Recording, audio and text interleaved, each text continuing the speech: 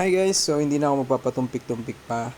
Ang video na to ay para sa mga first time solo camper. So ipapakita ko sa inyo kung ano yung mga gamit na pwede nyong dalhin kapag solo camper kayo, first time nyo, wala pa kayong idea kung ano ba yung mga dapat nyong dalhin. So ito yung mga gamit na pinrepare ko sa first time solo camping ko. Okay, so una ay foldable table and chair. Importante yan lalo na pagkakain kayo at pwede ka din maglagay ng mga gamit. Nabili ko pala to sa Lazada for 1.3. Next ay portable na stove. Siyempre kailangan nyo ng lutuan. Next ay portable na ihawan. So yung nasa box na yan ay ihawan yan. Siyempre masarap magcamping pag may mga ihaw-ihaw. Next ay tent. So kailangan yan of course. And next ay ito ay pangharang sa hangin. So, lalo na pag mahangin sa pinagkakampingan ninyo. And then, yung nasa box na yan guys ay portable power station. Hindi naman to guys required pero kung may budget kayo, goods. So, kung may portable power station kayo, dala kayo ng electric fan or you can buy a portable electric fan na na-charge. Yung nasa bag ay laptop ko yan guys kasi kailangan ko mag-work while camping. And then, of course, mga beddings. Sa pag-prepare naman ng food, syempre kailangan nyo ng kaldero. Kawali. Preferred ko yung ganitong kawali dahil siya ay compact, madaling dalhin. Tapos ito guys, napaka useful nito. Especially kung mabilis lang naman ang camping nyo, like one day. Maganda yung mga ganyang lalagyan na maliliit kaysa doon sa malalaking lalagyan ng toyo. Tapos ilaw. Yan ay rechargeable na ilaw. Mga utensils and cup, lalagyan ng tubig. Saka yan, lalagyan ng pagkain ninyo, sangkalan, kutsilyo, at tongs. Of course, mga gamit nyo sa pangligo, shampoo, sabon, panghilod. Tapos ito mga extra na bag para sa mga hinubad din yung mga damit.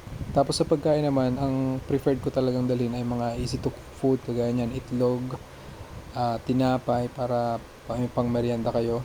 Pero meron pa din ako mga binili na kagaya ng embutido, bigas of course, tapos nagmarinate ako ng chicken, at saka tubig yan. Sa pagpili naman guys ng camping site, try nyo muna dun sa hindi total wilderness. Kumbaga may access pa rin kayo sa tubig na malapit, kuryente, and everything else na kailangan ninyo.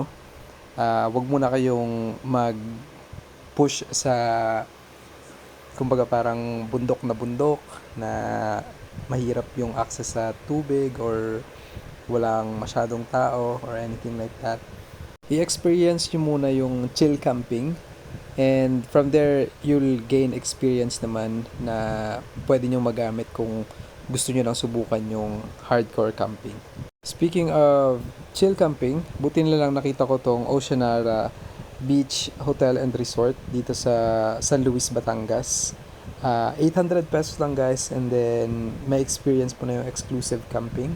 Yan ang dagat and sa taas, sa bundok actually, mga 5 minutes away, nandun naman yung camping site. At yan, kagaya na nakikita nyo sa video, yan yung place ng pagkakampingan ninyo and meron pa din siyang hall dyan sa camping site na yan and pwede kang magtayo ng tent by the way kahit saan dyang lugar na yan. So may duyan. And then doon sa hall na yan, may malinis na CR, may kuryente, may liguan. At lahat ng yan, solo mo yan. Ikaw lang talaga tao dyan. Alright, so itayo naman natin ang tent natin. So check nyo muna yung lugar. Hanap kayo ng magandang place na pagtatayuan nyo ng tent. At meron akong trapal na binili para lang double yung cover ng ilalim ng tent at hindi nagmo-moist. Alright, so I'll leave you with a time-lapse muna ng pagtatayo ko or pagsaset up ko ng aking tent and everything else.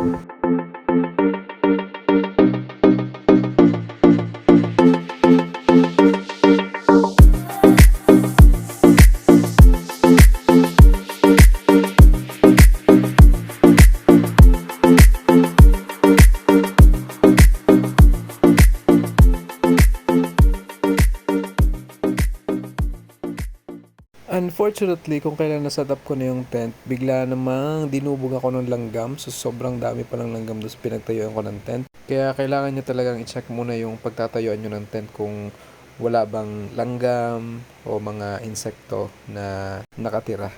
So dito sa nilipatan ko ng tent, ayos naman, wala nang mga langgam, tsaka maganda yung view niya. At ayun nga guys, so maghahapon na at nagluto na ako. Kagaya nga ng sabi ko guys, kapag kayo ay magkakamping, I would suggest na magdala kayo ng mga pagkain na madaling lutuin para hindi hassle at hindi rin kayo matagal na naghihintay bago maluto yung pagkain. At yun guys, kainan time na. So kung mapapansin nyo, mayroon akong lamp dyan sa table. Kahit na doon sa hall, actually may ilaw pa din doon. Pero hindi ko na siya binuksan para lang ma-experience ko yung camping feels, kumbaga.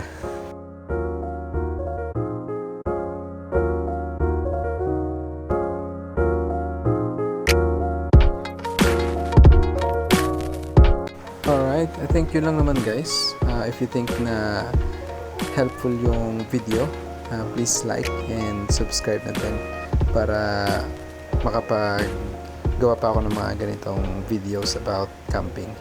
Thank you guys. Bye.